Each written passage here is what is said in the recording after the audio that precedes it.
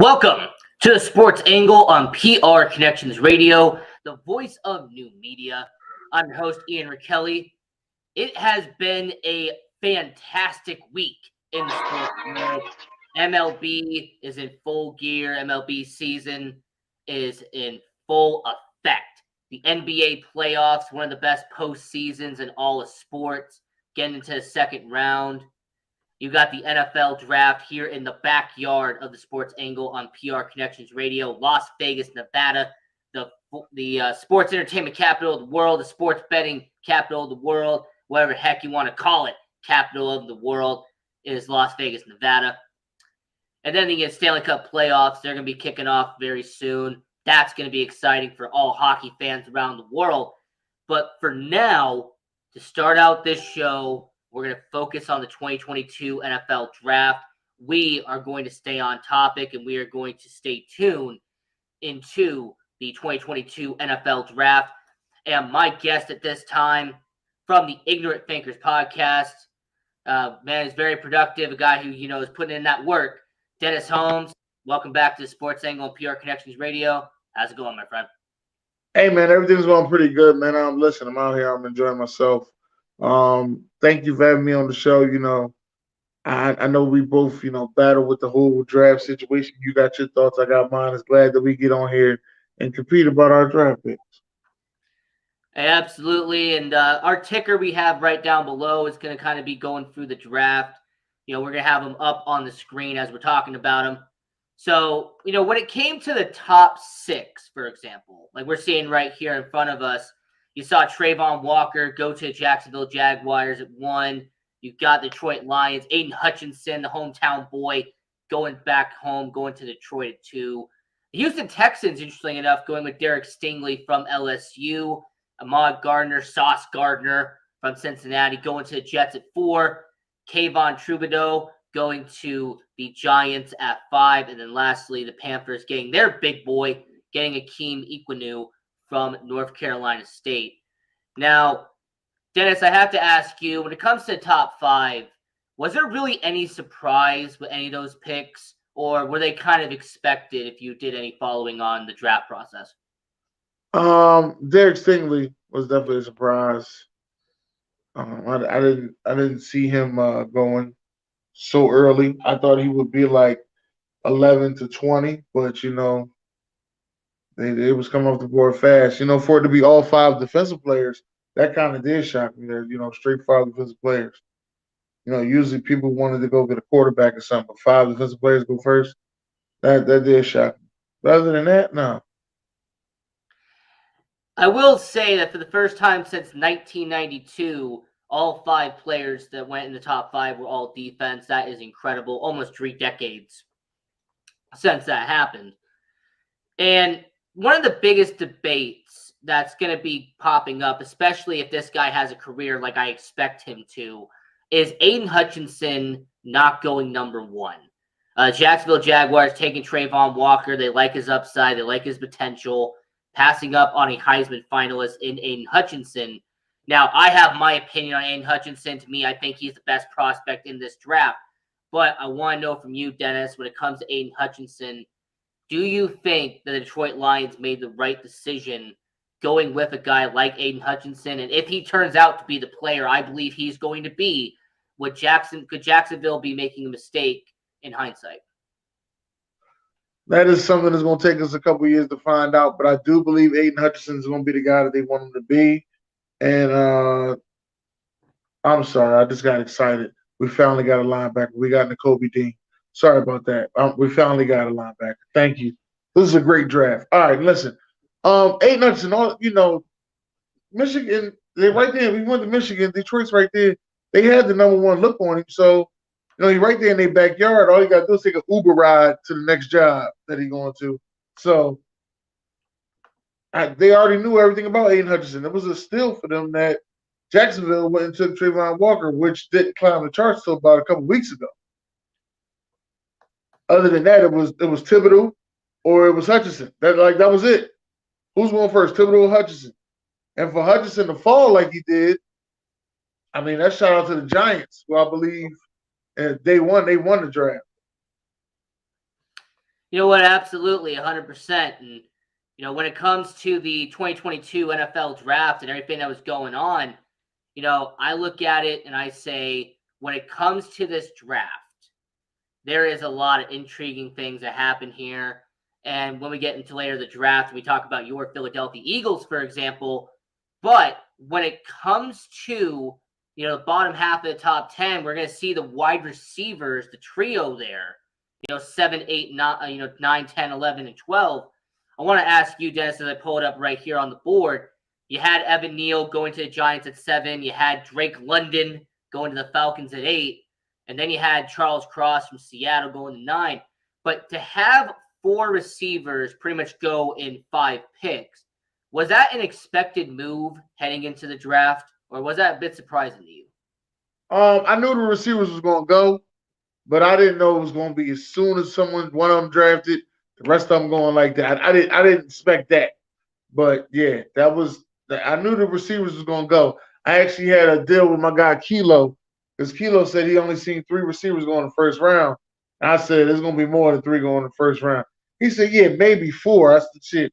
I think 6 wide receivers went in the first round, if I'm not mistaken. Yep. 7 was the record. It was 6 for this year. Yes. Nah. So that's just my thoughts on it. So I like I said, they just started running. So you get a receiver, I'm getting a receiver, I'm moving up to get a receiver. It was all great. I liked it though. I'm not gonna lie, I liked it. Everybody got who they wanted. And most definitely, we're going to talk about a team later in the draft that definitely got what they wanted. But the Detroit Lions trading with a division rival, trading with the Minnesota Vikings, going up to 12, moving up 20 picks to get Jameson Williams. Now, I like the potential of Jameson Williams. You could make a valid argument that if he hadn't gotten injured in the national championship game, he would have been the first wide receiver taken off the board. If he turns out to be a great player for the Detroit Lions, could Lions fans be looking at this draft a decade later and say this is the draft to change their franchise? Maybe so. Maybe. Even though I don't think this is the draft that changed their franchise, if something good happens a decade later, is the draft that was before this that changed their franchise. Because at the end of the day, people are still going to be saying, you could have had the wide receiver from the Bengals, but instead you decided to take Penny Sewell. So, like I said, the Jamar it's going to Chase be Penny Sewell debate. Yes. it's going to be a conversation. Then you got Cincinnati Bengals fans that say, "Oh, you could have had an offensive lineman you took Penny Sewell instead of the wide receiver you took." So that's always going to be a back and forth conversation. I'm gonna say straight up like this: the Detroit Lions are moving in a new direction. Trading your division to move up is not a bad thing.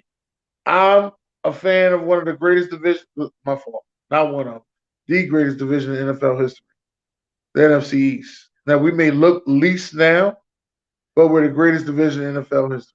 All right, and I'm a fan of them. And we trade in our division all the time. Well, in the NFC North, which really is the best division, well, let's just say that when it comes to the NFC North, you rarely see a team trade in the division. So to see Detroit, Minnesota make a trade, that was incredibly rare. And finally, getting into the NFL draft, we saw your Philadelphia Eagles, Dennis. The reason I wanted to bring you on the show here, Sports Angle on PRConnectionsRadio.com, the voice of new media. I'm your host, Ian Kelly. We're here with Dennis Holmes from the Ignorant Thinkers podcast. And when it comes to Jordan Davis, I mean, this could be the next Fletcher Cox of the Philadelphia Eagles. I mean, this could be the next monster, the next unstoppable force the Philadelphia Eagles have up the middle. I'm a huge fan of this pick. I like Jordan Davis. I think he's going to be a great player in the NFL. But I want to know from an Eagles fan perspective, not only about Jordan Davis, but also the other big news that came out of the NFL draft regarding your Philadelphia Eagles. Let me start with Jordan Davis. Let me make sure I say this right, and I want to say this clear. I was not a fan of this pick. I'm still not all the way a fan of this pick. Let me get that out the way. It's growing on me, but I'm not a fan of this pick at all. I watched this guy play last year. People were talking about he's this, he's that, but I sat there and watched him in the SEC championship game. Looked like he was winded. He was tired. He didn't have that motor. And I said, I don't know if that's going to be the guy that anybody wants to sit there and spend a top 10 pick on. As you can see, he didn't go top 10. So, but I'm not going to lie to you. I do like him, but it's like we got 4 defensive tackles on our team now.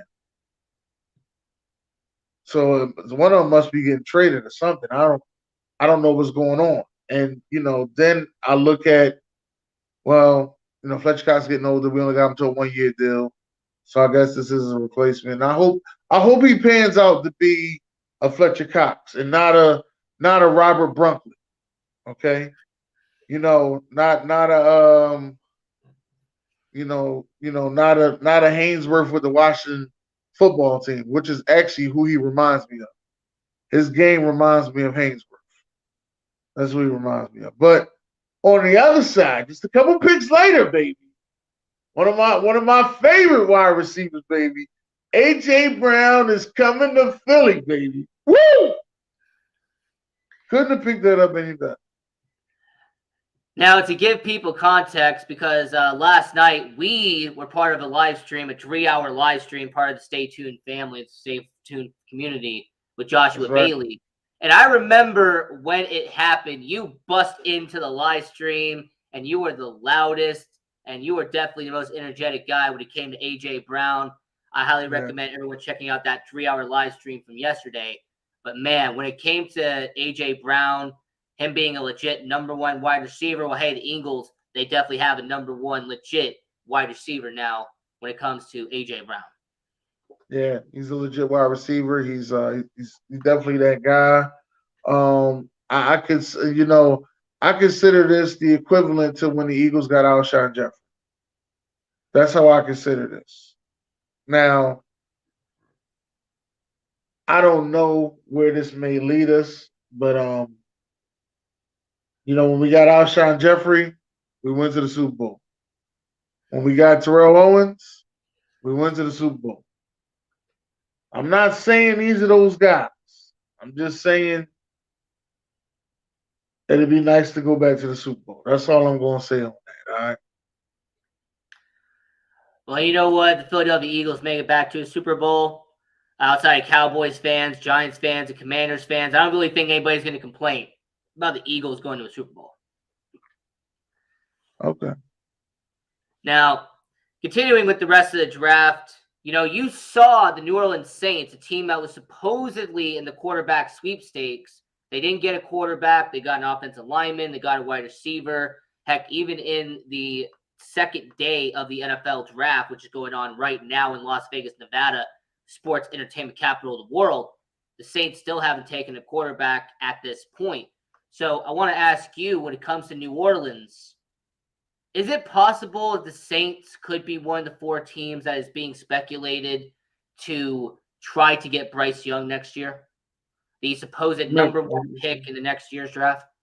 Maybe so, because they told they told everybody that they believe in Jameis. So they even made what's the guy name? The backup quarterback on the Saints. Trevor Siemian. Trevor Siemian made Trevor Siemian move to tight end. So I mean, it's possible. And then really not a surprise pick at 20 with the Pittsburgh Steelers staying in-house, doing what they should have done with Dan Marino 3 decades ago, and that was picking the guy from Pittsburgh, and that was Kenny Pickett at 20.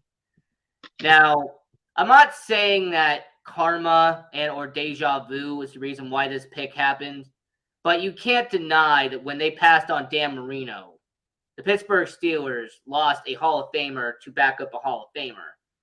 Well, is it possible that Kenny Pickett was taken at 20 because of the fact that he was a Pittsburgh boy? He is from Oakland. He is out there in Pennsylvania. Could that be a possibility? That's why the Steelers took him? I don't think that could be a possibility. I'm trying to think. Bradshaw was on his way out by then, right? When he had a chance to give him a ring? Right. If you didn't watch the documentary that they did about that draft, they even said that the Steelers didn't have the hindsight to say Terry Bradshaw is going to get injured this season. It'd be great to have Dan Marino be our quarterback for the future. especially because back then they let quarterbacks sit for a year. They did. They did. Man, that is crazy. I'm gonna go back and watch that. Is that a 30 for 30? It was, yeah, Elway to Marino. That was the documentary. Yeah. Oh, okay. Cool. Okay. But yeah, Kenny Pickett going to Pittsburgh, and Mitch Trubisky's there, the former Chicago Bears quarterback. He's obviously still going to be contending there. The unfortunate death of Dwayne Haskins, we saw this offseason. But with the Pittsburgh Steelers, when it comes to the quarterback situation, do you think they're going to put Pickett in right away, or is he going to sit and kind of develop under Mitchell Trubisky? That's a good question. I think he sits. Even Ben had to sit until Tommy Maddox, I think, got injured, which I think was week 1. I believe so. Yes. I think it was week, yeah. And Yeah, I think it was week 1. And as we were talking about the NFL draft, the 2022 NFL draft, here on the Sports Angle on PR Connections Radio, the voice of new media. I'm your host, Ian Rakelli. We're here with Dennis Holmes from the Ignorant Thinkers podcast. And the Green Bay Packers, outside of somebody that we know, it felt like everybody was saying, you got to get a receiver. You got to get a receiver. You have to get a receiver. But shockingly enough, Dennis, they didn't pick a wide receiver in the first round. A lot of people were really questioning what the Green Bay Packers were going to do. Obviously now, Dennis, we now know that they drafted Christian Watson in the second round. They did get their receiver in day 2. But when it comes to the Green Bay Packers, do you think that this was a calculated move because they know how well they develop wide receivers later in the draft? Jordy Nelson, developing guys like Devontae Adams, they've all been picks later in the draft. Do you think that's a calculated move by them? Yes, most definitely. I said that when they got the 2 first-round picks. Everybody was like, "Oh, they gonna get a wide receiver one of them first-round picks." I said, "No, they're not. It's not what they do. That is not what they do. This is the Green Bay Packers, and the Green Bay Packers will forever and ever not draft a wide receiver in the first round." I'm trying to think who is the last wide receiver they drafted. Was it Sterling Sharp? It was Javon Walker back in Oh, 2002. my man Javon Walker. Oh, he was worth first round. That was my guy, Javon Walker. I wanted him on the Eagles bad. That was my guy. But yeah, that was 21 years ago, though. I mean, that's kind of the Yeah, surprise that it's been that long. yeah. It don't surprise. Well, it don't surprise me. That's just what they've been doing. And Javon wanted his money early. Like it was a money issue with Javon, and then that's why he left and went to Denver. It's all I hey, remember that. it's about the money. And speaking of money, it's actually interesting because you mentioned money. Well, Deebo Samuel was supposed to get traded in this draft. Like Deebo Samuel, there was all the reports that the Jets wanted to go out and get him. There was reports about all these teams pretty much putting their hat in the ring trying to get Deebo Samuel. He didn't get traded in day 1. And I want to know from you, do you think that Deebo Samuel is going to get traded at some point this offseason? Or do you think the 49ers are going to stay put, keep him part of the roster, and he's pretty much going to be a 49er in 2022? Right. Yeah, he's going to be a 49 in 2022. Him and Trey Lance are going to develop such a great relationship, but the money that he's about to get from San Fran is going to be ridiculous. And one last, trade that actually did happen. The last one we talked about was speculation with Deebo Samuel, but this one was an actual trade, and that was Hollywood Brown joining his former college teammate, joining Kyler Murray in Arizona. Now, I don't think it's a stretch to say that the Baltimore Ravens getting a first-round pick in exchange for Hollywood Brown is a stretch. However, I do have to ask you, when it comes to the Arizona Cardinals, they already have a lot of receivers in their talent pool. How are they going to make it work? Is he going to be a number 1? Is he going to be a number 2? Is he going to be No, part of the he's slot? definitely not number 1. And I think he's not the crazy thing is either they're going to get rid of AJ Brown or they're not sure about the health concerns of DeAndre Hopkins. That's the only 2 things I can think about. So, and with all that being said, I'm taking him as a number 3 right now. So trading a first-round pick for a slot receiver. I mean, outside of Cooper Kupp, I really can't think of anybody who would be worth a first-round pick who would be put in the slot. Yeah, I hear that. And then getting towards the back end of the draft, we're going to put this up for a second, then we're going to take it down. When it comes to Baltimore, them eventually trading down and trading down and trading down, getting Tyler Lindenbaum, who Cowboys fans wanted to go to Dallas. You think this could be a little bit of a deja vu moment for the Cowboys? I mean, look, Tyler Smith, he's going to be a solid offensive lineman, but you need interior offensive linemen out there in Dallas. I mean, the Giants just got defense. The Eagles got defense. And we already know what the Commanders have on defense already. I just think the Cowboys made a wrong move here, not going with Tyler Lindenbaum from Iowa. I have to agree with that. Because I thought Tyler Linderbaum was a perfect fit for them. You know, he's he's Jason Kelsey, Travis Frederick-ish. You know, that guy is. I just don't see why not getting him. I don't understand. You know, this is great for Baltimore because they run heavy, and you know Lamar needs protection. This is great, and I remember they was having center problems the last time they was in the playoffs when they played Buffalo. That's how Lamar went out with that concussion. So this, like I said, this was great for them. I can't wait to actually, you know, see how this guy's play. He might be good enough to win offensive rookie lineman of the year. Might be. It is definitely a possibility. And, you know, before we get into Jermaine Johnson, who was definitely a steal of the draft, I want to focus on what happened just now in the 2022 NFL draft. Now, I know you're a fan of Ryan Tannehill. I know you like Tanny time, but it's over. You heard the It's news. over. Malik Willis has been selected as the backup quarterback for now of the Tennessee Titans.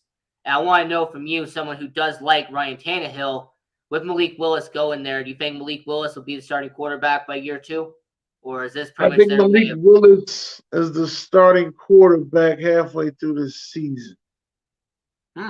Okay. Explain that. I just don't feel as though Tanny got it. I like Tanny. And, you know, I had the argument saying Tanny was top 15 last year. You know, for all the, you know, everything he had to do to get his team to, you know, be number 1 in the AFC. I felt, but after that, he finally went downhill. But I like Tanny. It will definitely be interesting to see what happens. I'm going to use this as a parallel. Don't take the players into account, but hear me out here. I think you're going to see Ryan Tannehill to Malik Willis, what you saw of Alex Smith and Patrick Mahomes. I think Ryan Tannehill will be there for year 1. He'll be the starting quarterback. He'll be the guy who's kind of, you know, in charge. Malik Willis will have the clipboard. He'll be learning on the bench. And then they will trade Ryan Tannehill, just like they did with Alex Smith at Kansas City. And then Malik Willis will be the starting quarterback moving forward. Okay. All right. So then getting back to the first round of the 2022 NFL Draft, talking about Jermaine Johnson, really the steal of the 2022 NFL Draft. I mean, this guy was a top 3 defensive end, you know, really solid edge rusher coming out of Florida State. Of course, he went to Georgia, and they transferred over to Florida State. But for the New York Jets, and more importantly for Joe Douglas to get not only Sauce Gardner, not only get Garrett Wilson, but get Jermaine Johnson, there could be a solid argument here. The New York Jets pretty much went to casinos and hit all 7s. You think that's accurate? I would say both New York teams went to the casino and hit all 7. Shout out to the Giants and the Jets. You know, hell of a draft by both of them. They really did they think that these first round drafts, because the Giants got 2 guys that were possibly number 1 picks. The Jets got all guys that are most talented in their position. Like that's crazy. It is absolutely crazy, no doubt about that. And when it comes to the 2022 NFL Draft conversation we're having here on the Sports Angle on PR Connections Radio, I'm your host, Ian Kelly. We're here with Dennis Holmes from the Ignorant Thinkers podcast. Devin Lloyd from University of Utah. I have to bring him up because I'm a University of Utah guy. I represent the Pac-12, and I know this guy is going to be a great player in the NFL, but I want to see an unbiased point of view here. So, Dennis, the Jaguars trading back up into the first round, getting Devin Lloyd, a guy who I thought the Eagles should have gotten personally. But when it comes to the Jacksonville Jaguars, did they get a steal with Devin Lloyd? Yes, they did. They did get a steal, and it's kind of crazy because they went and got another linebacker later on in the draft. So, man, they did get a steal. I see they're looking to fix their defense a lot. Because I see that they got Devin Lloyd, and then they got Chuma. That's another linebacker they got. And I don't know what else did they draft? Trevor Walker. Yeah, I mean, when it comes to Jacksonville Jaguars, I mean, you got Trayvon Walker. You ended up getting Devin Lloyd, which was great. But when it comes to them also picking up a solid guard in Luke Fournier from Kentucky. Okay, that's what it was. Yeah. So, I mean, Jacksonville did pretty solid in the 2022 NFL draft. Picking up Devin Lloyd was definitely a solid acquisition for them. And to round out the first round of the 2022 NFL draft, you had probably the strangest pick in the 2022 NFL draft, a pick that even Sean McVay and the LA Rams had to poke fun at, and that was the New England Patriots, Bill Belichick, drafting a guy who was projected to go in the third round. In the first round, shout out to Chattanooga, Tennessee, as guard Cole Strange went to New England Patriots at 29. So do you think that it's an understatement to say that was probably the biggest reach we're going to see in this draft? Yeah, that's the biggest reach. There's a couple more reach. There's another reach out there that's by the Patriots as well. Let me get that out of the way. But yeah, that's a big reach. Day 2, which is today, there was a big reach for the Patriots. I think they reached for, it was a wide receiver from Baylor. Yeah, that's absolutely right. They did. They went and got Tyquan Thornton from Baylor. They got him in the second round. So right. And so as we recap the first round of the 2022 NFL draft, before we get to the winners and before we get to the losers here on the Sports Angle on PR Connections Radio, the voice of new media, Dennis, is there any final comments or any additional thoughts you would say about this draft? Anything that caught your mind? I would like to say, man, these trades and everything that's been going down, this has been a really good draft so far. So far, so good. I like the different coverages. Shout out to Bleacher Report for, the show that y'all putting on today and yesterday. Shout out to Twitter because y'all keep the draft so interesting, man. Y'all know what y'all doing on Twitter.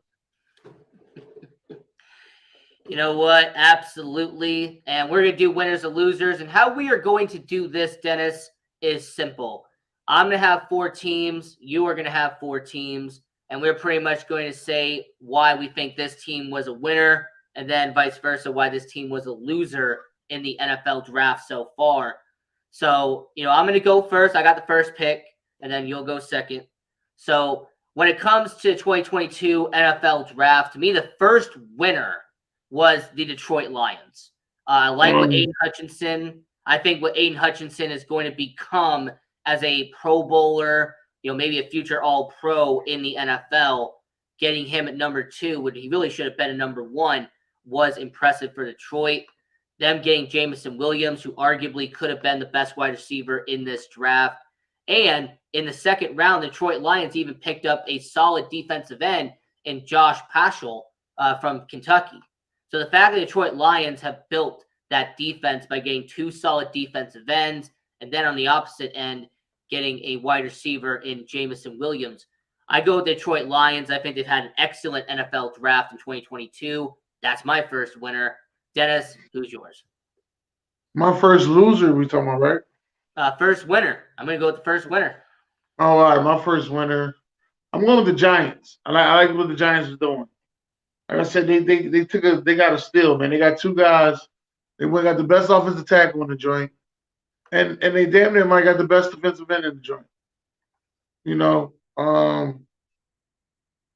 I, they need to fix that defensive line because they were only good in the inside, not the outside. They need to fix that up. They need to fix that offensive line. They wouldn't fix that up. I like everything the Giants are doing. I'm going with the Giants. That's my number one. You know what? When it comes to New York Giants, I can understand that, and I can respect it. And when we're going to get to the second winner on my side here on Sports Angle on PR Connections Radio, I'm going to go to the other New Jersey team. I'm going to go with the New York Jets. I understand the New York Jets have nailed it out of the park. I said this before, and I'll say it again. They got all sevens at the casino. So when it comes to the New York Jets, I think Sauce Gardner, I said, and I'll say this again, Aiden Hutchinson was 1, Ahmad Gardner was 2. Like when I was really doing my analysis of all the prospects leading up to the draft, I thought Hutchinson and Gardner were the 2 best prospects in this draft class. So obviously New York Jets getting the second best guy is great. And then picking up Jermaine Johnson, picking up Garrett Wilson, the Wilson to Wilson connection out there at the New York Jets. You're going to like to see that. Dennis, what about you? Who's the second team that was a winner in 2022 NFL Draft? Well, I'm going to have to say none other than the Philadelphia Eagles, man. You know, they went out and they got Fletcher Cox replacement. Then right after that, they went ahead and got a wide receiver because they're not good at drafting them. So they said they'd rather trade for one. I'm not mad at that. You know, went out and got Jason Kelsey's replacement. And then after that, went and got a linebacker. I like this draft class so far. And normally here on the Sports Angle on PR Connections Radio, your host Ian Kelly doesn't like to agree with the guests. I don't really like to agree with you. But when it comes to the draft, I cannot deny that the Philadelphia Eagles won this draft. I'm very pleased with what Howie Roseman and that organization has done. I like how Howie Roseman, in a span of not even 48 hours, made the fan base go from wanting to kill him and wanting him to be removed to now the fan base loving Howie Roseman and thinking that he is a great general manager.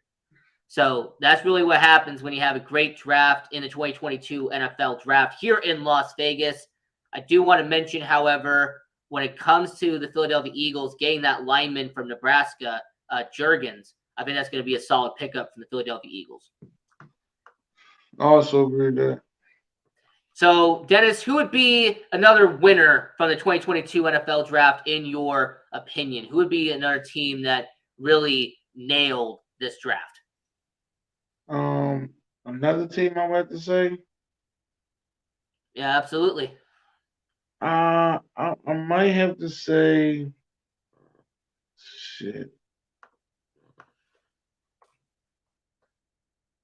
No, I don't like what they did. But I do like.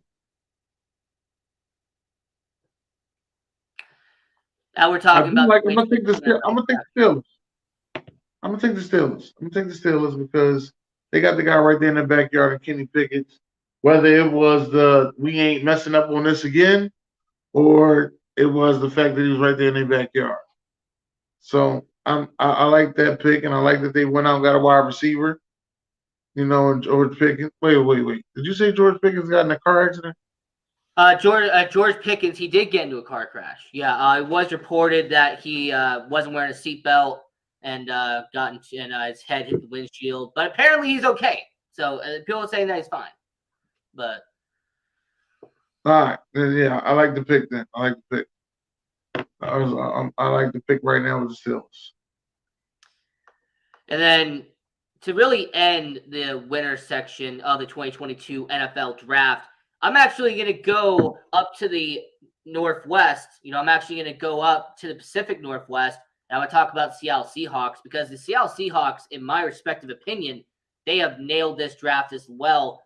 Getting Kenneth Walker at running back, getting Boyd, defensive end from Minnesota, and Charles Cross in the first round offensive tackle. It really feels like the Seattle Seahawks have returned to their roots of, you know, ground and pound, getting a good offensive lineman, getting a good running back, and then building that defense around a solid defensive end. So I like what the Seattle Seahawks have done. They're kind of bringing back the old style of the Seattle Seahawks way. So, Dennis, if there was one more team that you think really nailed this draft, another team that maybe caught your attention, that would be great. Because when it comes to the 2022 NFL draft, I had my four, but who's your four? Who's the last one? I'm going with the Baltimore Ravens for them to go out there and to go get a safety in Kyle Hamilton, that plays in the box. That's pretty good for them because they were bad at tackling last year. They also went and got them the best center in the game in Tyler Lindenbaum, so they're there to protect Lamar. Even though they had to trade, they traded they traded Hollywood for a first round pick. So life is good. And then before we move on to the next segment, I want to put it up on the board real quick. Those were my winners of the 2022 NFL Draft: the Detroit Lions, the New York Jets, Philadelphia Eagles, and Seattle Seahawks. And then my guest, Dennis Holmes from the Internet Thinkers podcast, his winners were the New York Giants, Philadelphia Eagles, Pittsburgh Steelers, and the Baltimore Ravens. Damn, I ain't go nowhere. I stayed on these two. You know what? That's what we do here on the Sports Angle on PR Connections Radio. I'm your host, Ian Kelly. We're here with Dennis Holmes from the Internet Thinkers podcast. So when it comes to the Philadelphia Eagles, the team that you have on your cap right there, the team that you pretty much bleed, blood, sweat, and tears. When it comes to Philadelphia, I want to talk to you real quick because there is this idea now that the Philadelphia Eagles could win the division. There's the idea that the Philadelphia Eagles could really take away from Dallas, who kind of got weakened this offseason. So what do you think about that? Do you think those reports could be accurate? That the Philadelphia Eagles, your mighty Philadelphia Eagles, are going to win the division this year? Yeah, it's accurate. Ain't no, as Big Daddy King said, ain't no half stepping. So Philadelphia Eagles gonna do what we need to do. You don't need to win a division to win the Super Bowl. All right, let me get it out of the way. You don't need to win a division to win the Super Bowl. Just remember that. You know what? I understand that 100% when it comes to the NFL, when it comes to what this NFL has become. But staying with the Philadelphia Eagles, because there's a certain quarterback that we've always had a disagreement on. There's a certain quarterback that I have always said, and I've been waiting for somebody to try to disagree with me on this, to try to disprove this idea, that, look, to me, Jalen Hurts, he could be a franchise quarterback. I have no problem with that being a franchise quarterback. But I don't see him being a future top 5 quarterback in the NFL. He could be the face of the Philadelphia Eagles for the next 8 or 9 years. But I don't see a possibility that you'll ever see Jalen Hurts being one of the highest paid quarterbacks in the NFL. To me, Jalen Hurts is an above average quarterback in the NFL. I think that he will be on the realm of a Kirk Cousins. I think he'll be on the realm of Ryan Tannehill. I kind of see Jalen Hurts as that guy who's going to be between the 10 to 15 mark at the NFL quarterback position. Now, once again, I'm not trying to take a dig at Jalen Hurts. I'm just being honest. I just don't see him as that guy. I just don't see Jalen Hurts as somebody who could be a future top 5 quarterback in the NFL. But Dennis, I know you're a Philadelphia Eagles guy. I know that you are a big supporter of Jalen Hurts. So is he really ever going to be that guy? Is he going to prove me wrong and show that he can be I think he'll be, as Skip Bayless called him, a winner, a leader, a guy who works hard. So he may not be top 5 QB, as statistics may show. But when it comes to you need a QB to go out there and win you a game, he can do it. And Miles Sanders, he's a younger running back out there in Philadelphia. And do you think Miles Sanders is going to have a great year this year, considering the Philadelphia Eagles and what they have at the running position? I think Miles, if he stays healthy, yeah, sky's the limit. Miles Sanders, when it came to fantasy football, by the way, I mean, he was a disappointment, but yet again, that's because of injuries, though. So, no doubt about that. The wide receiver duo of now A.J. Brown and now Devontae Smith. Woo! Where would you put those guys? Like, Dennis Holmes, if I put the spotlight on you, like I'm going to do right now here on the Sports Angle on PR Connections Radio, if I put you on blast and I say, you know what? You got to give me the best wide receiver duos in the NFL right now. How far and how long would it take until A.J. Brown and Devontae Smith popped up on that list? Where are they ranked at? Might be number 9. Might be number 9. All right. I mean, well, we understand that. I think about Vikings. They got one. Thielen and Jefferson. All right. Yeah, I think about what's another team got a strong wide receiver? Oh, the Rams, and I think about who's another Arizona, team? maybe. Arizona, Tampa Bay. Hey, how about Buffalo? Gabriel Davis and Stephon Diggs? All right, Buffalo. Where else are we at? I mean, there's Denver. a lot of good wide receiver duos in the NFL right now. Denver. Yeah, Denver's up there, absolutely. You could make an argument that, if both of them develop, the guys in Detroit are going to be pretty good. Jameson Williams and Amon St. Brown. Oh, Miami. Waddle and Hill. All right, I can respect that. All right, and the last one I could think of off the top of my head is how about Pittsburgh? Chase Claypool, Deontay Johnson? Man.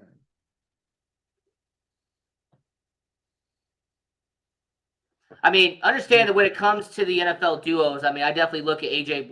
Brown. I look at Devontae Smith. They got talent. They got potential. Maybe they number 8. Yeah, you had him at number 8. Yeah, that's around 8 or 9, around there.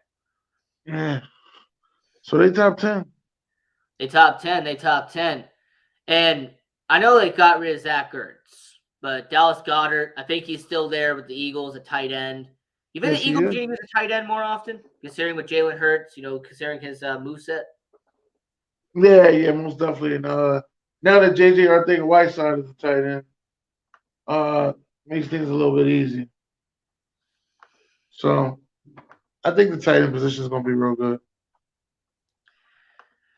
That offensive line out there in Philadelphia, they did pick a couple of offensive linemen in this draft, as Matt Corral got taken by the Carolina Panthers. So they took a quarterback as well, Carolina did. But when it comes to the Philadelphia Eagles, your Philadelphia Eagles, and the offensive line, you think this offensive line will be able to protect Jalen Hurts this year? Yes. We are set at offensive line. We got extra offensive line. So we are set at offensive line. And then defense-wise, we saw what the Philadelphia Eagles did with Jordan Davis. Fletcher Cox is back. Anybody else on the Eagles defense we want to talk about right now? Yeah, I like Javon Hargrove. I like Darius Slay. I like Milton Williams. I like I'm forgetting too. I like Derek Barnett, but he didn't get more penalties than actually good plays. So, and I like Brandon Grant. That's what it is. Man, he's been there for about a decade now. Oh, yeah. And the new equation, Hassan Reddick, straight out of Camden, New Jersey. Yeah, Temple guy, right? Temple Tough. And as we are, finishing up the conversation with the Philadelphia Eagles here with Dennis Holmes from the Ignorant Fingers podcast, I'm your host, Ian Kelly. Here is the Sports Angle on PR Connections Radio, the voice of new media. Moving over to the NFC North side, Chicago Bears, Detroit Lions, Minnesota Vikings. We've seen that this offseason has really stripped away a good amount of the talent the Green Bay Packers have had, really has stripped away that tight grip that the Green Bay Packers have had on the NFC North division. So First off, Dennis, do you think the Green Bay Packers are going to lose the NFC North this year? And second, do you think there's a team, regardless, if it's Detroit, Chicago, or Minnesota, that hasn't made enough moves this offseason to eventually surpass Green Bay? Yeah, Chicago didn't make enough moves this offseason to surpass Green Bay, but there is a team that did. Their name is What Up, Though? All right, that's the Detroit Lions. I believe they did enough to dethrone the Green Bay Packers. You know what? When it comes to Detroit, I like their moves. Brad Holmes is a solid general manager out there in Detroit. I like his potential. And Dan Campbell is a fiery head coach. I mean, he definitely electrifies his crowd. So, with us having about 15 minutes left here in the first hour, second hour, I get into the Stanley Cup playoffs, talking about that in the NHL. But for 15 minutes left of the first hour, here with Dennis Holmes and the Inner Thinkers podcast, the NBA playoffs is a hot topic right now. The NBA playoffs is obviously in full effect. Second round's about to kick off. With Minnesota and Memphis, is that game wrapped up yet right now? No, it's not wrapped up yet. Well, last time I saw the Minnesota Timberwolves are forcing a Game 7 against Memphis.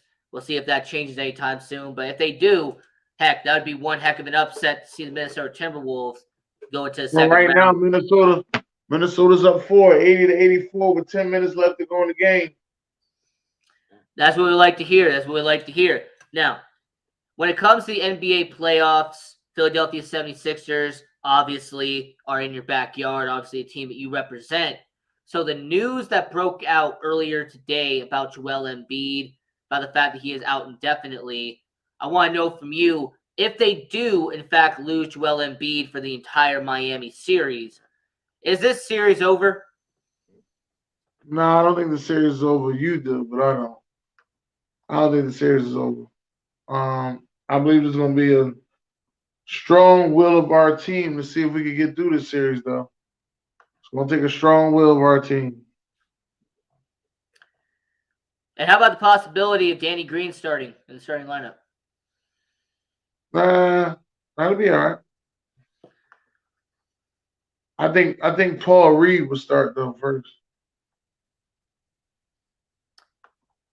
And I will mention this because it is interesting to me. Jimmy Butler, he played for the Philadelphia 76ers for a cup of coffee, obviously with the Miami Heat now. But considering how Jimmy Butler left Philadelphia and considering the circumstances around there, will that add a little intensity to this series? Probably so. It don't take much to get Jimmy Butler going. So I wouldn't be surprised if it did get it going. And bias aside, when it comes to this series, do you think it could be a 7-game series, 6-game series? I mean, how do you see this series playing out? 6 games. 4-2, 10-9, 8, 76ers. It's interesting because I actually have it the opposite. I got the Miami Heat. If Joel Embiid is out, I got the Miami Heat winning in 5 games. I got James Harden. I got the Philadelphia 76ers taking 1 game off. But, I really do not see how this team without Joel Embiid is really going to succeed against a Miami team with that much depth and that much talent, up and down the court. So, you know what? I say Miami. I got them at 5. You had the Sixers in 6. So it'll be interesting to see what happens with the NBA playoffs there. On the opposite side of the bracket, you got Milwaukee, you got Boston. Pretty much you got the defending champs going up against a team that swept the Brooklyn Nets. I mean, who do you got? I mean, I know Philadelphia would love to see, probably the less of two evils. But if you had to take that into account, when it comes to the NBA playoffs, who would you have taken that series? You got Milwaukee going back to the Eastern Conference Final. Boston is the most dangerous team in the NBA. Boston is the team I was scared of. I've been saying it for a while. Everybody say, no, it's Brooklyn. It's always been Boston. We can't beat Boston. It's been a long time since we beat Boston. Boston Celtics, Philadelphia 76ers. I mean, that's been a rivalry. It's been around for decades. I mean, it's spanned generations. And I want to sell this argument real quick. I want your opinion on this. Is Jason Tatum better than Kevin Durant? No, not yet. So, one more year? Maybe 2 more years? You got to win a ring. Because, there are people out there who are, living in the moment. I'm talking to certain people out there on big time networks who are trying to make the argument that Jason Tatum, because he swept the Brooklyn Nets, all of a sudden that means he's better than Kevin Durant. No. Nah, it doesn't. Not to me. And on the opposite side of the bracket, you have the Phoenix Suns going up against, a really intriguing team. Phoenix Suns, number 1 seed. Then you got the 4 seed down there with the Dallas Mavericks. Luka Doncic, Steph Curry. Obviously, there's going to be a lot of interesting back and forth right there. But when it comes to Dallas and when it comes to Phoenix, is there any chance that Dallas pulls off the upset, or is Phoenix going to be taking this one? I think you meant to say Chris Paul, but Dallas has a chance to beat Memphis and beat Phoenix. So, I think I'm gonna take Dallas with the upset. Okay, you got Luka Doncic beating Chris Paul. Any explanation? Right, and I think I think the Dallas team is going to be scary. Another one of them scary teams. With the Boston Celtics is number 1, but I'm gonna let you know they are number 2. The Dallas Mavericks. And then if you had to talk about the NBA Finals, if you really had to go that far in, who's your 2 teams? Right now, who are the 2 teams that you got? I just told you that Boston Celtics, Dallas Mavericks. So you got the Boston Celtics as a 2 seed going up against the 4 seed Dallas Mavericks? Yeah. I love disagreeing with people. To me, it's kind of my favorite hobby. And I will say, to me, I got the Miami Heat. I think the Miami Heat are definitely the deepest team in the NBA in terms of depth. So Miami Heat, I got them coming out of the West.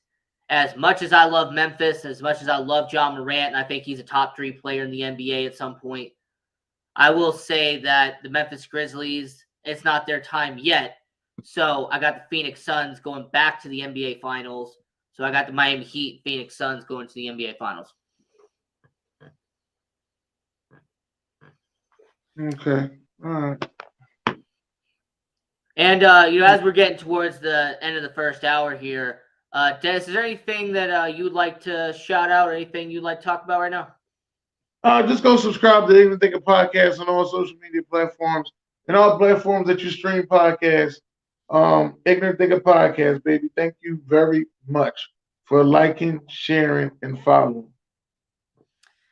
And absolutely. And, as we're getting towards the end here, one more time, can you tell the people where to find you, to shout all your social medias and everything? Yes. I'm on Instagram, Twitter, every social media, everywhere you stream podcasts, Ignorant Thinker Podcast. Ignorant Thinkers Podcast. Ignorant Thinkers Podcast. 1 T.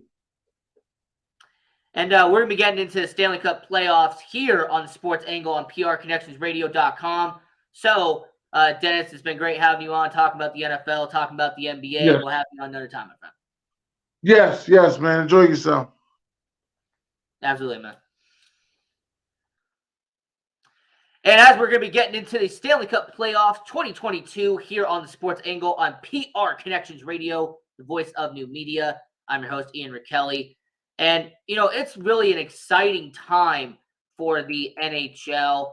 You're going to have 16 of the best teams in the NHL, in the hockey world, going at it. And really the best and exciting news that you are going to hear is the seeding portion of it. Now, the Eastern Conference, they have already wrapped up their games. They already know the seeding. They already know what's going to happen there. So let's break down the Eastern Conference. Let's really talk about the Eastern Conference playoff situation out there with the NHL. So when it comes to the playoff bracket, it is going to be an exciting time for the NHL, as you're going to see the Florida Panthers, the best team in the NHL points-wise. They're going to take on the number 8 seed. They're going to take on an organization who honestly is one of the interesting organizations, and that is the Washington Capitals. I mean, you pretty much have the future with the Florida Panthers. You have Florida with Alexander Barkov. You have Jonathan Huberdeau. You have all of this talent out there in Florida as the number 1 seed, the President's Trophy winner 1 seed, and they're going to go up against the 8 seed Washington Capitals, going to go up against Alex Ovechkin, going to take on Nicholas Backstrom and all of the legends that are from the Stanley Cup winning team that the Washington Capitals have had a couple of years ago. So you have the playoff prestige of Washington, and you've got the young and hungry with the Florida Panthers. Now, I'm not going to shy away from saying that Florida is going to run away with this series. Florida has a great system. Florida is going to be a deadly team in the NHL playoffs, a lot of potential and a lot of excitement out there in Sunrise, out there in Miami. So if I had to make an NHL playoff, Stanley Cup playoff prediction, I have the Florida Panthers beating the Washington Capitals. And I say this could be a 6-game series or it could be a 4-game series, depending on how well Florida does in this matchup. Then you have the 2 seed Carolina Hurricanes. They're young, they're hungry, they are energetic, and they're going to take on the Boston Bruins, who are the first wild card. Now, this could be an upset, and I'm going to explain why this could be an upset. The Boston Bruins right now, they are riding momentum. Understand that the Boston Bruins, they are an organization that they have been to the Stanley Cup not once but twice in the last decade. The Boston Bruins have been very successful at getting to the playoffs every single year. They have been really consistent, the Boston Bruins have, under Bruce Cassidy. They have been consistent under their general manager. When it comes to Boston, when it comes to the Bruins, one upside that they have is that whereas Carolina is still a new team, where Carolina is on the younger side, the Boston Bruins have the playoff success. The Boston Bruins have players who have been successful in the playoffs, being in the NHL playoffs in 2022. So because of the legacy and because of the playoff success that the NHL and the Boston Bruins have had, do not be surprised if the Boston Bruins pull off the upset and beat the Carolina Hurricanes in the first round. I will not be shocked and I will not be stunned if that ends up being the reality out there in Boston. And as you're moving on to the rest of the Eastern Conference, you have the Toronto Maple Leafs taking on the Tampa Bay Lightning. You got Toronto with the 60-goal scorer Austin Matthews taking on the Tampa Bay Lightning, the back-to-back champs, Tampa Bay Lightning.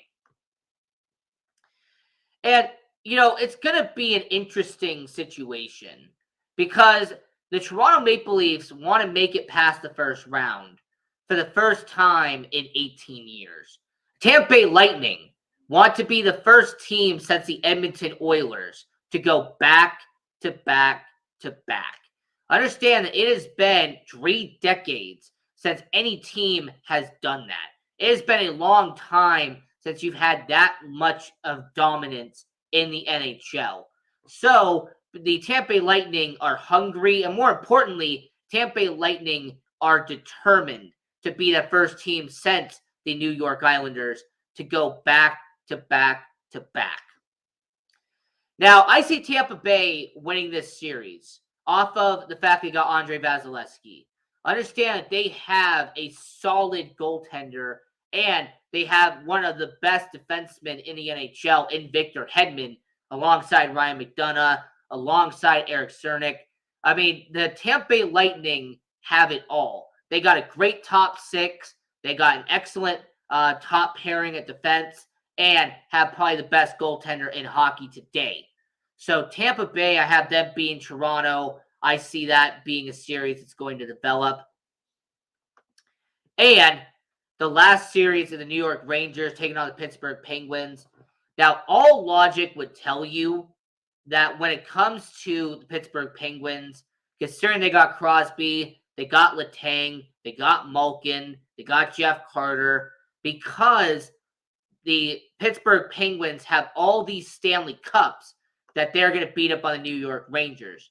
Well, the one difference that the New York Rangers have that a lot of teams don't is that they have the grit, is that they are a gritty team. They like to check people, they like to put people in the boards, and they're a goal-heavy team.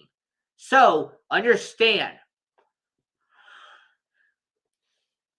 that when it comes to the NHL, when it comes to Stanley Cup playoffs, and when it comes to Tampa Bay versus Toronto, New York versus Pittsburgh is going to be very different based off of the fact that the New York Rangers have the toughness, which is why I could see Gerard Gallant and the New York Rangers beating the Pittsburgh Penguins in the first round. I could see a very realistic scenario that the New York Rangers pull off the somewhat upset, even though they're actually the home team, and they beat the championship Pittsburgh Penguins.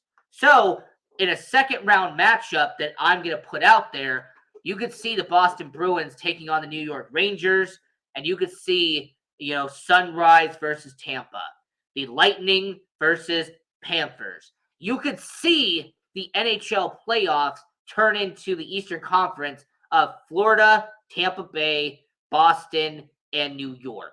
And when it comes to marketing and when it comes to money, the NHL would be very happy with seeing those guys in it. Now, the Western Conference, which is a very different situation, because games are being played right now, not every seed is locked up yet. However, the playoff games are. The Colorado Avalanche, the number one team in the Western Conference, they're going to take on the Nashville Predators in the first round. You are going to see Nathan McKinnon, Gabriel Landeskog, Mikko Rantanen, Darcy Kuemper, Cale Makar. You are going to see Colorado take on Nashville. And you honestly could see an upset here. Everybody knows that the Colorado Avalanche choke in the playoffs. It has already been well established that the Colorado Avalanche do not do well when the lights are being shined on them the brightest. Also taking into effect that the Nashville Predators have amazing goal scorers in Philippe Forsberg, Ryan Johansson. The Nashville Predators are pretty set when it comes to offense. So, when it comes to Nashville and that organization, I will not be shocked if the Nashville Predators can pull off the upset and beat the Colorado Avalanche in the Western Conference. The Dallas Stars, they're going to be the first wildcard team. They're going to take on the Calgary Flames. And because of Calgary's experience, because of Dallas's grit and the fact that they are a tough-nosed team, that's going to be a difference for Calgary. Understand the Calgary Flames are not going to have that grit and that determination that the Dallas Stars are going to have. So you can see the Dallas Stars potentially beat the Calgary Flames in the first round. That's a possibility that you could see in the 2021-2022 NHL playoffs. And then lastly, when it comes to the NFL, like we did with the NFL draft, when we went really into analyzing it and talking about all these amazing things, you could really do the same with the St. Louis Blues and the Minnesota Wild. I mean, the Minnesota Wild have been the second hottest team in the NHL. They've scored points in 9 of the last 10 games for a reason. The Minnesota Wild have been successful. The Minnesota Wild have done some great things. But the difference between them and St. Louis is that the St. Louis Blues have a bigger point differential than the Minnesota Wild. St. Louis Blues have a multitude of goal scorers like Vladimir Tarasenko, like David Perron, like Robert Thomas. I mean, St. Louis Blues have the ability and have the talent to be successful in the playoffs. Oh, and let's also not forget, the St. Louis Blues won a championship not that many years ago. And the last playoff game, the last thing that we're going to talk about when it comes to the Western Conference playoffs is the LA Kings and the Edmonton Oilers. I get it. Edmonton has McDavid. I get it. Edmonton has Draisaitl. But when it comes to the Edmonton Oilers, the depth of the Edmonton Oilers is going to be a change. Understand that the Edmonton Oilers and the fact that they don't really have much outside of McDavid and outside of Draisaitl is going to be a problem in the playoffs. That's why you could see the LA Kings actually win this series, because the LA Kings have more than just a top 6. They have a top 9. They have more than just one good defenseman. The LA Kings have 4. So when it comes to the LA Kings Edmonton Oilers, you could see LA possibly take that series and actually beat the Edmonton Oilers in the first round. And lastly, when it comes to the NHL playoffs, when it comes to prediction time, I will say that the back-to-back Stanley Cup champion Tampa Bay Lightning will make the playoffs for the 3rd year in a row. I will also say that the Los Angeles Kings will make the playoffs out of the Western Conference Finals. Understand that the LA Kings, the number 1 farm system in the NHL, they are young, they are ready, and they have the veteran leadership that the 4 other teams that have young players do not have. The LA Kings also have Stanley Cup champions on their team, like the other 4 young teams do not have. So when it comes to the LA Kings, I could see them making a solid push in the Stanley Cup playoffs. But I got Tampa Bay, I got LA, I have Florida versus California. You pretty much are checking off both boxes there in the Stanley Cup playoff. As we are talking about the NHL here on the Sports Angle on PR Connections Radio, I'm your host, Ian Kelly. Let's go over an update of the scores on the last day of the NHL regular season. The Minnesota Wild beat the Colorado Avalanche 4-1. There was an interesting situation that happened in the Minnesota and Colorado game where you had a lot of penalty minutes. I mean, there was a lot of fighting. You had the Logan O'Connor fight with the Colorado Avalanche. So when it comes to the Colorado Avalanche Minnesota Wild, if they face off in the second round, there could be bad blood that festers off from the last game played in the regular season. The Winnipeg Jets, they finished the season on a high note. They beat the Calgary Flames 3-1. Winnipeg Jets, they end the season with 38 wins on the year. Not a spectacular season, but not one you're going to complain about. Let's also forget that they have a makeup game against Seattle that will be done tomorrow. The Dallas Stars, they extend their lead to being the first wild card in the NHL. They beat the Anaheim Ducks 4-2, and the Dallas Stars taking on the Calgary Flames in the first round. You have the Dallas Stars doing what they do best, and that is getting to the playoffs. You also have the Vancouver Canucks and the Edmonton Oilers. They went into overtime. Vancouver's trying to get exactly at 500. If they win this game, they will win 41 games on the year. Edmonton Oilers, they already have home field advantage. They really don't have much to gain from beating Vancouver except for pride. You also continue down the list. The Seattle Kraken could end their inaugural season on a high note. If they beat the San Jose Sharks, they're up 2-0 right now. The Seattle Kraken first season was never going to be like Vegas, and most people didn't expect them to be like Vegas. But for them to only win 27 games was a bit of a disappointment. However, Ron Francis, he has a vision. He knows what he wants. It'll be interesting to see what happens there. And the Nashville Predators taking on the Arizona Coyotes, and the Nashville Predators doing what they have done in the past, which is getting into the playoffs and being a team that barely squeaks in. To continue the rest of the countdown, the Vegas Golden Knights end their season on a positive. They end their season on a high note. They beat the St. Louis Blues 7-4, end their season with 43 wins, 31 regulation losses, and 8 overtime losses, putting them at 43 and 39. The Tampa Bay Lightning, they beat the New York Islanders 6-4, 51, 23, and 8 on the year. Man, the Tampa Bay Lightning as a 4th seed, it doesn't matter where you put them, the Tampa Bay Lightning are going to be a deadly force in the Stanley Cup playoffs. New York Islanders, very unfortunate season. They technically finished above 500 with 37, 35, and 10 overtime losses. But for an organization that went to back-to-back Eastern Conference Finals, a very disappointing season. The Montreal Canadiens beat the Florida Backups 10-2.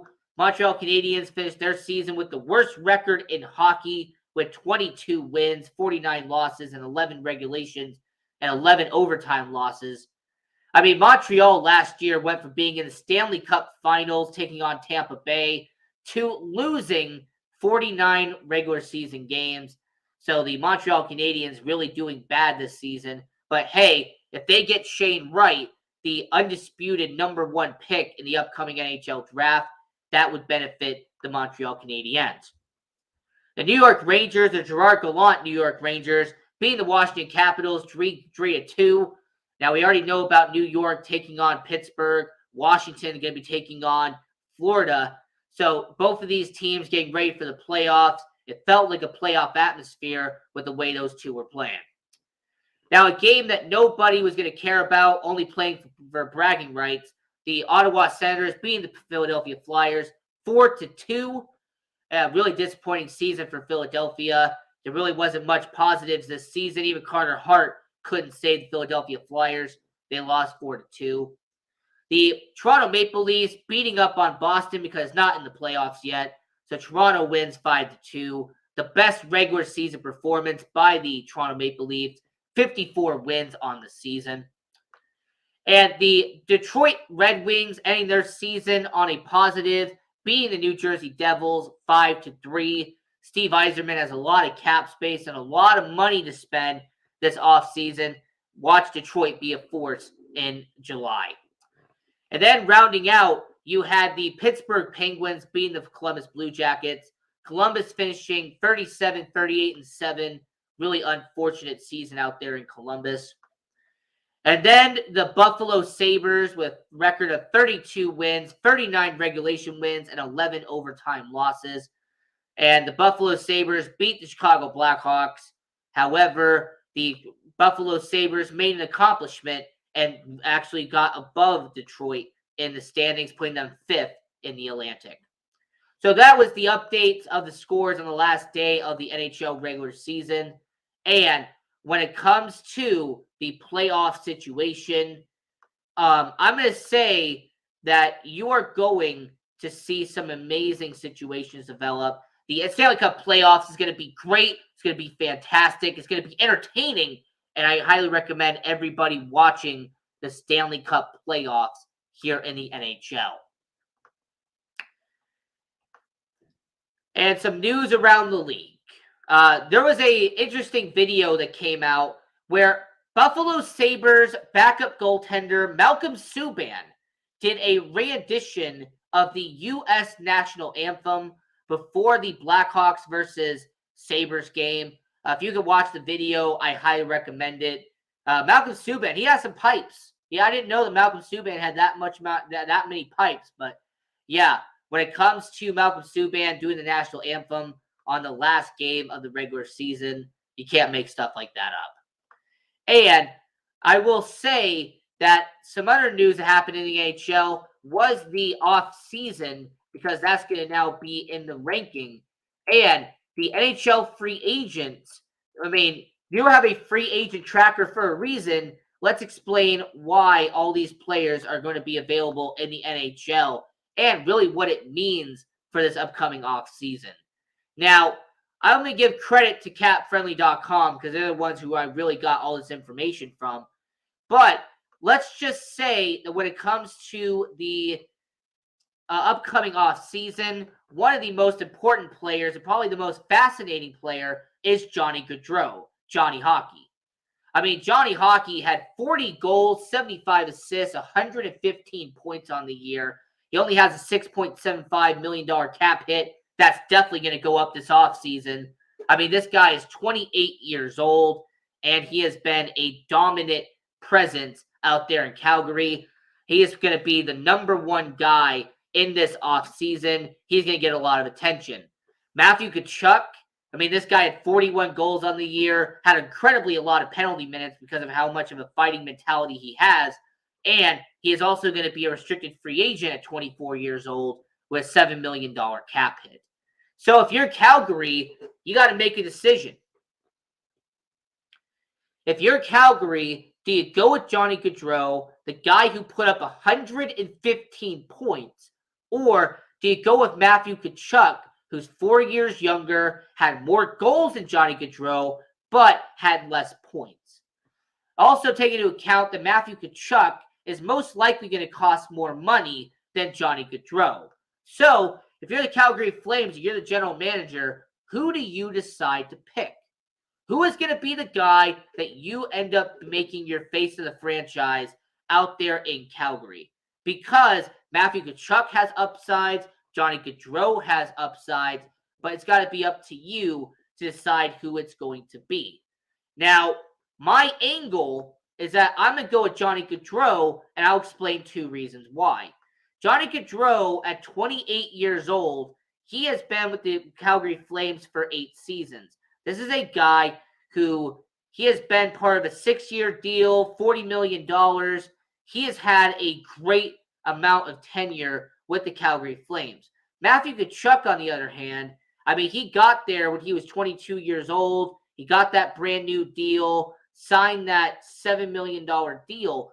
But when it comes to Matthew Tkachuk, the one thing that he doesn't have that Johnny Gaudreau does is that Johnny Gaudreau can pass the puck around.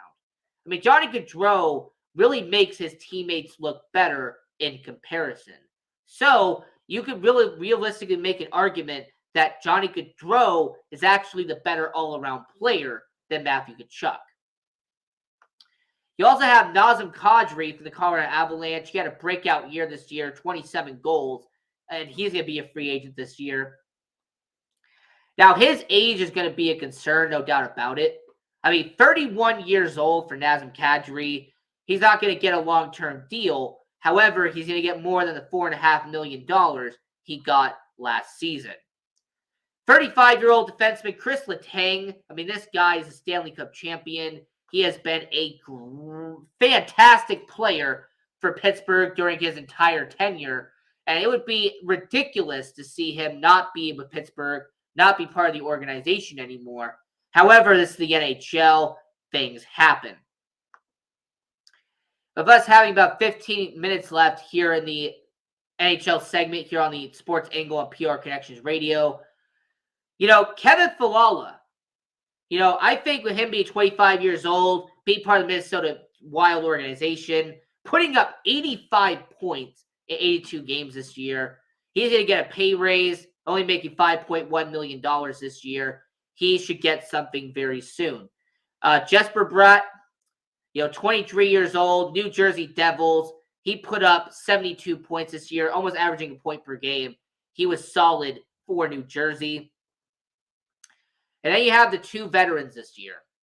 I mean, understand the 2 veterans, Claude Giroux and Phil Kessel, both 34 years old, both been in the NHL for a decade and a half. And it will be strange to see Claude Giroux be anywhere else but Philadelphia. And Phil Kessel, he is on the wheel of a veteran leader going from team to team. Philippe Forsberg, 42 goals on the year, probably had the most goals out of anybody on this list. And with him having 83 points, he is going to be a hot commodity. Nashville really needs to pay up when it comes to Philippe Forsberg. And John Klingenberg for the Dallas Stars, 29-year-old defenseman, has been around for a decade. Now, it's never really been about his ability on offense that matters, but it's been about his defensive ability. Understand that John Klingenberg has been an exceptional defenseman, and he's been solid throughout his entire career. So now we're talking about the NHL here on the Sports Angle on PR Connections Radio. We have about 10 minutes left here on the show.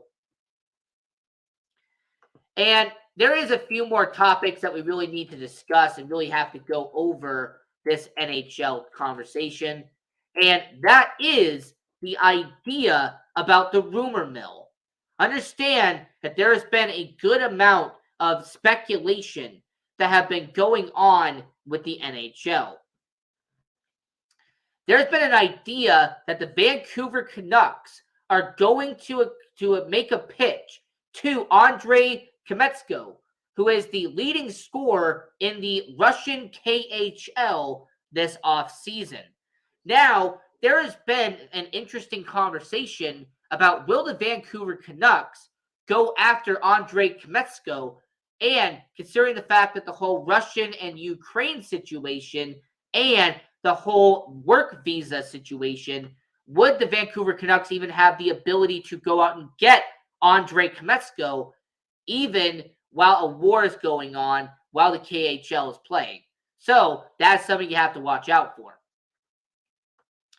Another thing that the Vancouver Canucks really need to do is extend Bruce Boudreau as the head coach. I mean, this is a guy who came in, fixed Vancouver, got them to a 500 record, and he really did benefit, and the Vancouver Canucks really did benefit from having Bruce Boudreau as their head coach.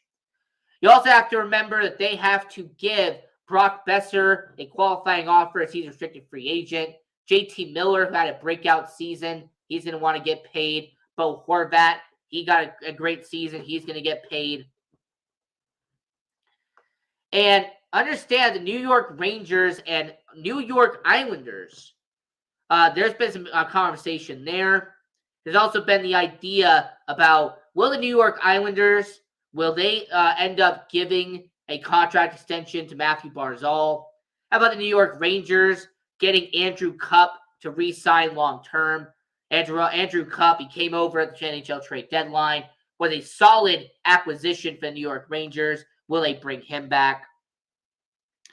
Evander Kane was a off-season acquisition from the San Jose Sharks.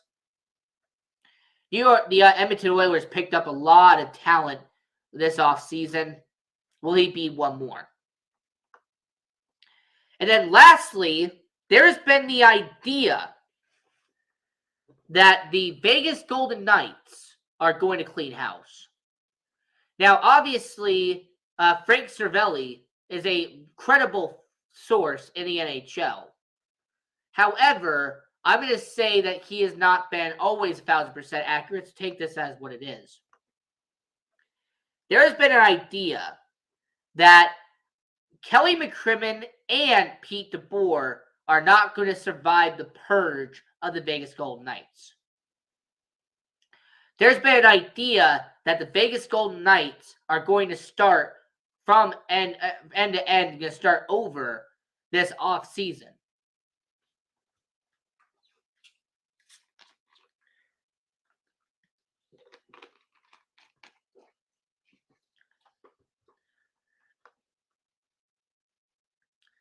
I mean, Vegas Golden Knights, them starting over would be an interesting concept, and the idea isn't really that unimaginable, considering the fact that George McPhee, Kelly McCrimmon, they've been there since day one. Pete DeBoer, 65% winning percentage since joining the organization. It will be key to see what the Vegas Golden Knights do long term. It'll be interesting to see what happens there. And then lastly, one of the key situations that's been developing is what the Vegas Golden Knights are going to do this offseason. Riley Smith is going to be a free agent. He's a veteran. He's going to want to get paid. You got Nicholas Hague. You got Nicholas Waugh. They're younger guys on the younger spectrum. And these are guys who are not going to want to get paid anymore, $750,000 and $790,000 respectively. You also have the idea of Chandler Stevenson, who had a breakout season, only getting paid $2.75 million, wanting to get more money because of how great he did in 2021, 2022. So the Vegas Golden Knights are going to make a lot of important decisions. They're going to make a lot of interesting decisions. And I will say the Vegas Golden Knights, if they end up doing what I believe they will, which is keeping one general manager and firing the other, and keeping Pete DeBoer, I think they will be fine. However, the report that came from Frank Cervelli, the fact that they could fire all three and start over from scratch, that would be a big loss for the Vegas Golden Knights. And I honestly don't think it'd be the right move. So I will say to all the people watching around the world, do you agree or do you disagree? Because I will say from Frank Cervelli, and quote, their roster of mercenaries played more like a collection of jerseys than a team, as seemingly everyone looks over their shoulder, wondering who's next to go. The Vegas Golden Knights have no cap space, no top draft picks, and a bottom 10 prospect pool. It looks like the inevitable that Pete DeBoer will be cut loose, but will general manager Kelly McCrimmon follow him out the door? That is from Frank Cervelli, word for word, and end quote. Now, I really want to know if all people watching around the world, if you agree or disagree with that, because my angle and my argument is going to be, can you find a better coach than Pete DeBoer? Can the Vegas Golden Knights get a Bruce Boudreau to be the Vegas Golden Knights head coach? Can they get a Barry Trotz to be their head coach? Can they get a Todd Reuterin to be their head coach? Can the Vegas Golden Knights bring in a head coach who will have a better record and will have a better system than Pete DeBoer? Because if you can, then I have no problem with getting rid of Pete DeBoer. My problem is that when you try to make the idea of, oh, let's just fire him and bring in somebody new, that isn't always the best idea. That isn't always what is best for business. So my angle when it comes to the Vegas Golden Knights is, if you are going to fire Pete DeBoer, are you bringing in somebody who is better than him and will do the job better than Pete DeBoer? Because if you cannot find a guy, if you cannot find a head coach who is better, who's more disciplined, then you need to keep him. Same with Kelly McCrimmon. If you can find a better general manager, if you could bring in a guy who will be able to control the locker room, a guy who will be able to control Bill Foley and will be able to control the head coach. If this is a guy that you believe will be able to take orders and do what he has to do, then you do it. However, if you cannot find a guy who you believe will be better, then do not do it. Now, I was talking to somebody recently. I was talking to somebody about the Vegas Golden Knights, about the situation, and they told me something that was very smart and very intelligent. They were telling me that when it comes to the Vegas Golden Knights, Bill Foley is a military guy.